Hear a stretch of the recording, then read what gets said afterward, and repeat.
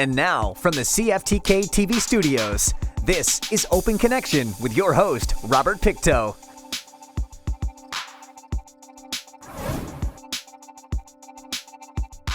Welcome to Open Connection. I'm your host, Robert Pictou. LPG stands for liquefied petroleum gas and is a term used to describe two natural gas liquids, propane and butane, or a mixture of the two. Propane and butane are chemically quite similar, but have small differences in the properties, meaning that they can be particularly suited for specific uses. Often, propane and butane will be mixed to get the best energy yields and properties.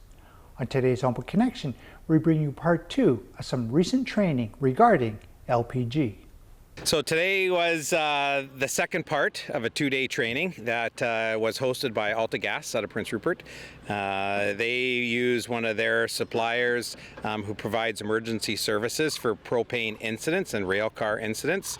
They hosted a 2-day class that the Terrace Fire Department took part on Saturday and Sunday. Thornhill Fire Department, they ran the course on Friday and Saturday, and then Terrace was Saturday and Sunday, same class, both being pro'd on by ERAC. Working their way all the way from Prince Rupert all the way back east into the prairies.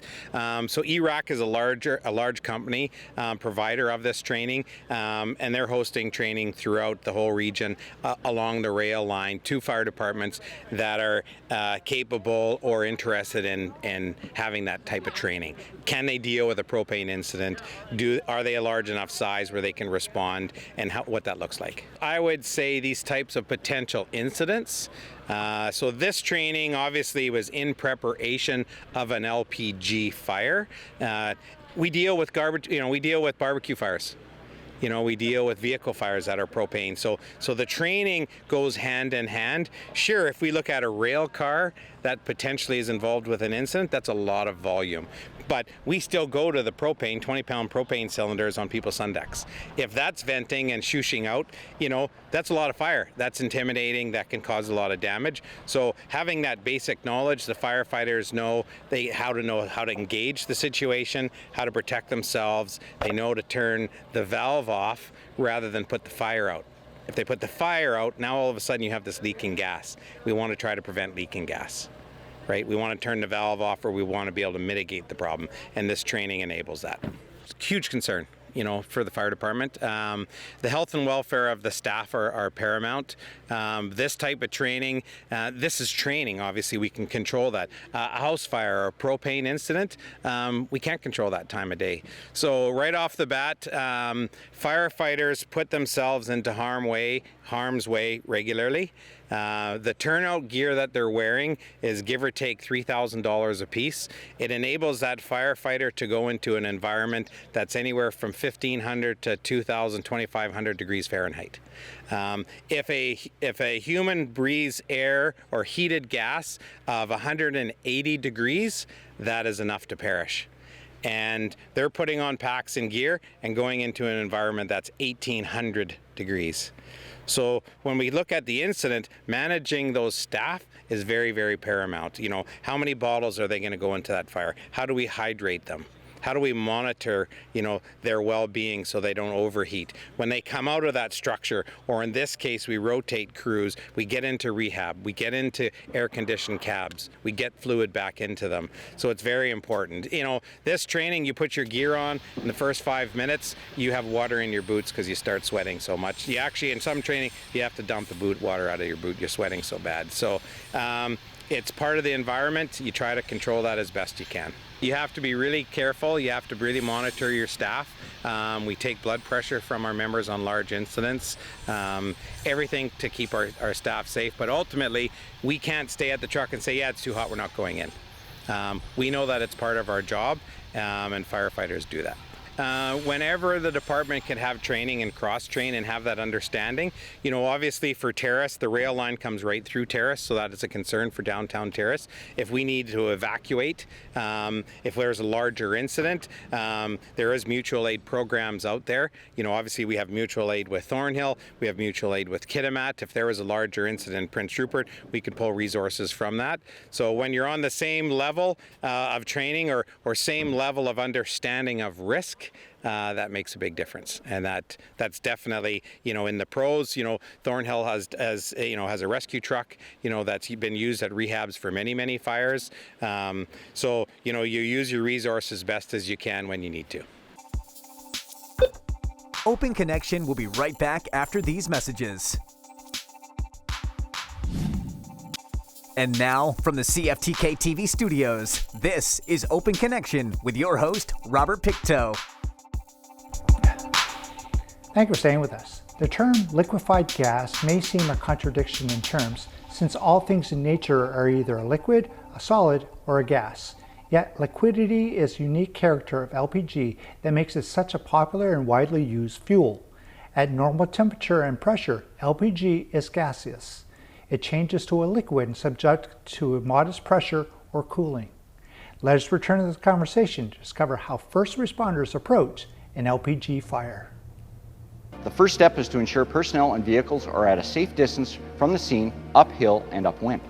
Consult the Emergency Response Guidebook or call Canutech to determine the safe distances. Canutech is the Canadian Transport Emergency Centre, a 24-hour service provided by Transport Canada. During an incident, Canutech can provide over-the-phone technical information on product properties, evacuation distances, personal protective equipment, and more. Canutech can also assist in finding information during any step of an incident. Always make sure you are wearing the right protective gear and stay away from any vapor, smoke, spills, and railway lines. Next, request to shut down the railway line. You can do this by calling the railway's emergency response telephone number and asking them to stop rail traffic on the line. Then, take steps to secure the perimeter. The third step is to identify the dangerous goods involved and any hazards from a safe distance. Survey the area for fire, smoke, vapor, leaks, spills, and rail cars for ruptures and other damage. Scan the area for other physical dangers, such as electrical lines, twisted rails, or pipelines buried in the area. These dangers, if present, must be taken into consideration when developing a response strategy. To determine if dangerous goods are present, you must be able to identify which rail cars may be carrying them. For flammable liquids, look for a bright red placard like this one. There should be a placard on both sides and ends of the rail car. Flammable liquids are a Class 3 dangerous good, which is marked on the bottom. The number in the middle is a United Nations or UN number, a unique number identifying the dangerous good. 1267 means that this car is carrying crude oil.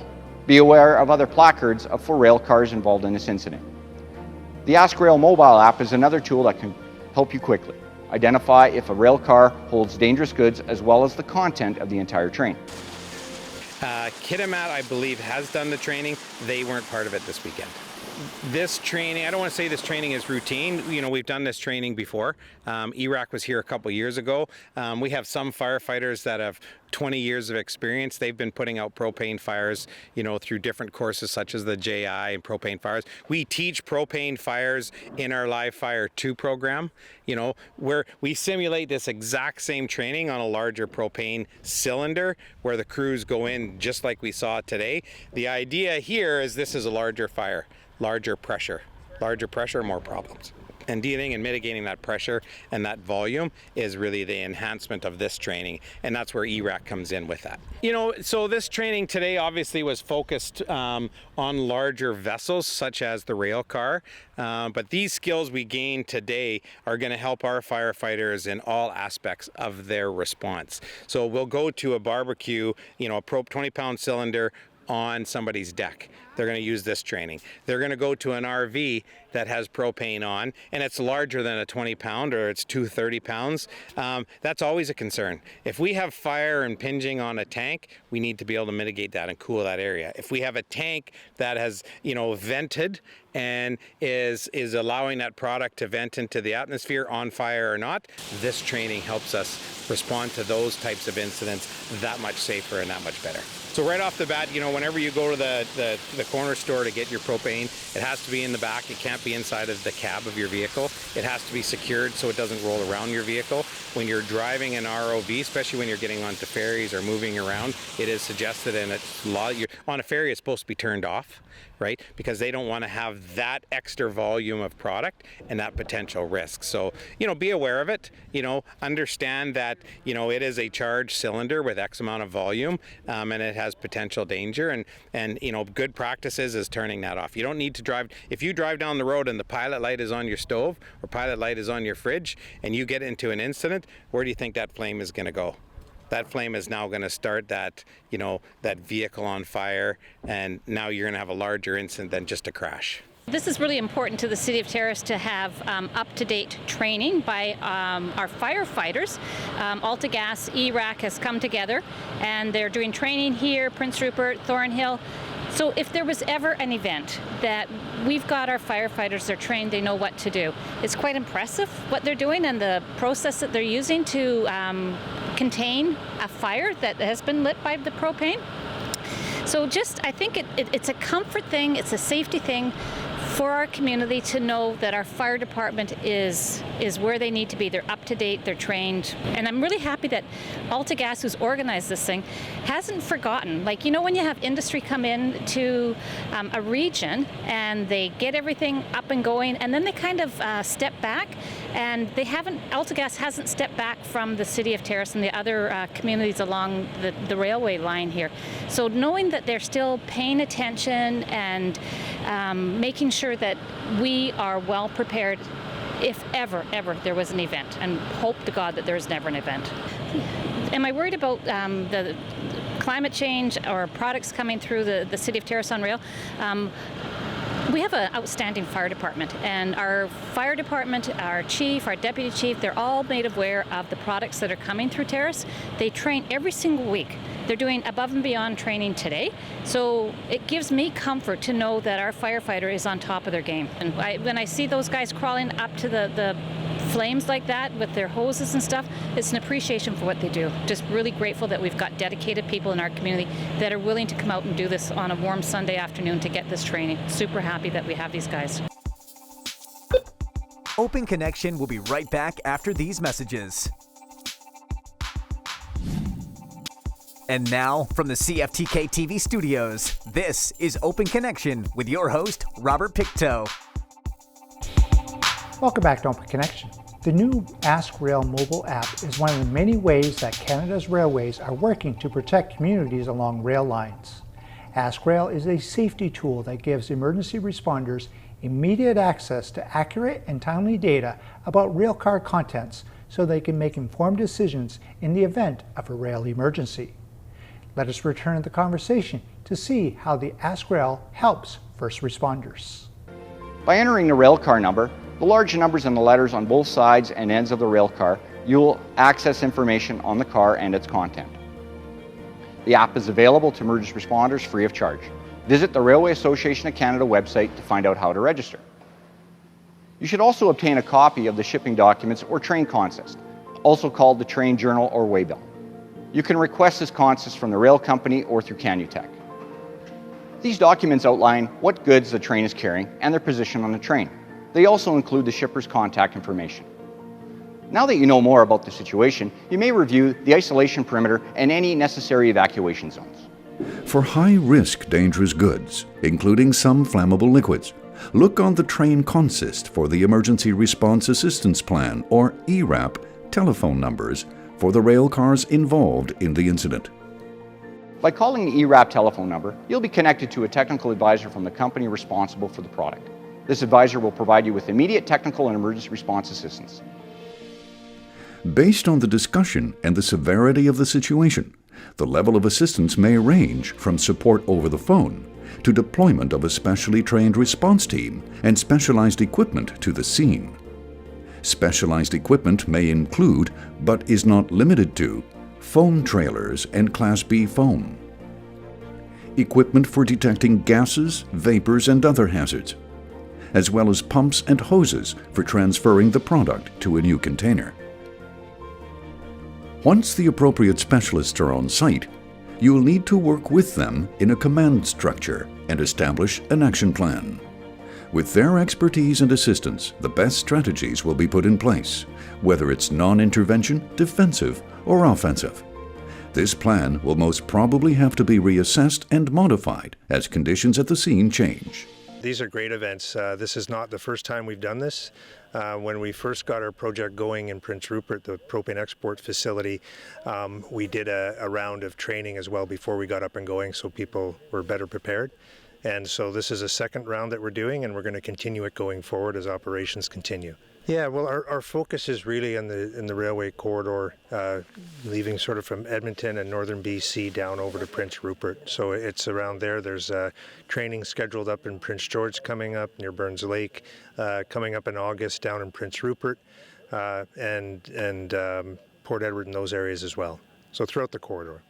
Yeah, so when we talk to the communities along the corridor, I mean, one of the biggest things is they have budgets for firefighting and so forth, but they don't have a lot of budgets for training. And so by us being able to sponsor things like bringing in the propane and meals and so forth for people for training, the fire departments want to be trained. And the training that they do here doesn't just help with propane fires potentially around rail cars, it also helps for propane fires in RVs and backyards, which is what the fire chief was just explaining to me. This just gets that confidence. And so it's sponsoring these events with both, where there's, professional fire departments as well as the volunteer areas as well. There's some along the corridor. I don't know right now myself what communities we're specifically going to be hitting. A lot of them are sort of like in Burns Lake, there'll be the surrounding area of Telkwa, and others will be coming into those training sessions. So it's spread out along the corridor in strategic areas. Our facility that we have in Prince Rupert is exporting propane. We export it into Asia, and right now we've only been operating for 2 years and we're already providing 13% of all the propane into Japan. So it's a really needed commodity around the world, and it's being used around to offset things like charcoal and kerosene in parts of Indonesia and India. So it's a growing commodity, a clean burning fuel that we're moving. The marine environment's a whole other environment, and there's specially designed tugs and so forth with firefighting capabilities in the port. We work with the Port of Prince Rupert on events like that around the vessel and training and so forth with that. So it's through the whole corridor until it moves off of our coast and into the international waters. Open Connection will be right back after these messages.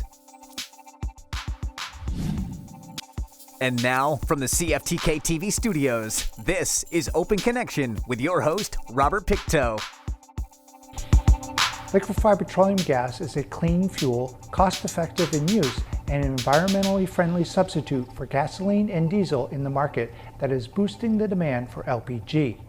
The major drivers for a global LPG market are the increase in consumption of LPG due to an increase in population growth, government initiatives to use a cleaner fuel, industrialization, and urbanization. In his final segment of Open Connection, Dan Wasnow shares why these training programs are so important. We see a growing demand in Asia for the product. There's a new facility starting up in Prince Rupert that's moving propane as well, and we hope to work with those folks down there and do joint training programs. So right now there's a demand and it's growing. Again, we've only been operating for 2 years, and most of the product before was moving into the U.S. and they were shipping it out through the Panama Canal. Now we're able to go directly into Asia, which is really a great opportunity for Canada and for the folks in Asia who don't have to worry about the Panama or coming through the Strait of Hormuz and so forth. This program just started going. Obviously, COVID has impacted a whole lot of things, and so the training was with Thornhill Group yesterday. Today it's the Terrace Group, and then it's going to be moving across for the next few months into Prince George, Burns Lake, and into Prince Rupert and Port Edward. So kind of across the gambit, but over this last little bit as we've been able to start to move again. This is my first flight in about 18 months up to Terrace to witness the training going on today, which was just fantastic to see. People in general, what I'm hearing is that they know that Canada is a backbone of moving products into other parts of the world, and they understand that. And I think that they're supportive of the movement of the goods. I think the biggest thing that they have concerns around is just want to make sure it's done safely and that their communities are prepared. And that's what we've heard throughout our whole, when we engage with communities. And so I think as long as, we can do this, to continue the training and make sure that things are done safely, that's what the feedback we're getting, and that people will be pretty happy with what we're doing so far. and continue to see the growth in commodity movements. I just think it's, I just really want to thank the folks for the Terrace Fire Department. We had the mayor out, we had MP Taylor Bacharach out as well. And I think it's important for all these folks to see what's going on and the training that's done in the background quite often that people don't see, so that our communities are prepared to deal with these new commodities that are moving through them. So I think that's it. I just want to thank the community at Terrace and everyone else for letting this happen, and look forward to continued growth in the industry for Canada, AltaGas, and our great nation here. When entering the site, always wear the right protective gear and work in collaboration with properly trained personnel. Remember, keeping yourself and others safe is your #1 priority. Events involving rail transportation and flammable liquids are very complex. There are several things to consider.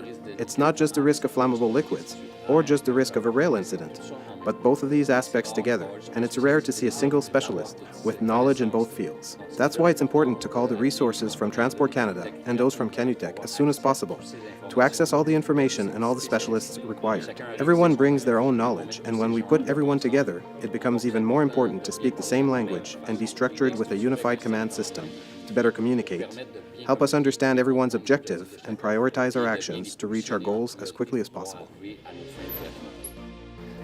If you are the first responder, you may be the first one to arrive on site. But know that you're not alone, and the response isn't entirely on your shoulders. There are many resources and tools to assist you. At the scene of a rail incident, you'll be working under an incident command structure involving railway personnel, specialized resources provided through the ERAP, and Transport Canada's remedial measures specialist. Depending on the nature of the incident, other organizations may also be present. There are plenty of tools and resources available to you, such as the Emergency Response Guidebook, the Ask Rail mobile app, the First Responders Aide-Mémoire, and Canutech. If you want to know more about the response to flammable liquids rail incidents, you can access the online e-learning tool from the Canadian Association of Petroleum Producers and the Canadian Association of Fire Chiefs, called Emergency Preparedness for Rail Incidents Involving Flammable Liquids in Canada. The mobile app Hazmat Flick from the National Fire Protection Association is another available resource. The app provides a detailed commander checklist as well as reference documents for high-hazard flammable trains incidents and pipeline emergencies.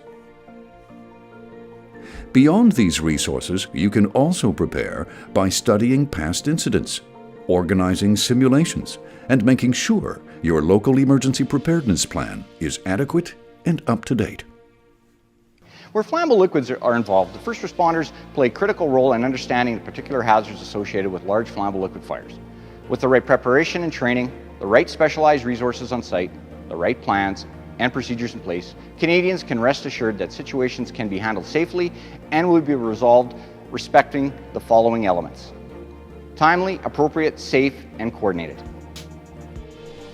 Thank you for joining us for this episode of Open Connection. The greatest distance in the existence of man is not from here to there, but the connection from his mind to his heart. If we can conquer that distance, we can soar like an eagle and realize our immensity within. I'm Robert Pictou.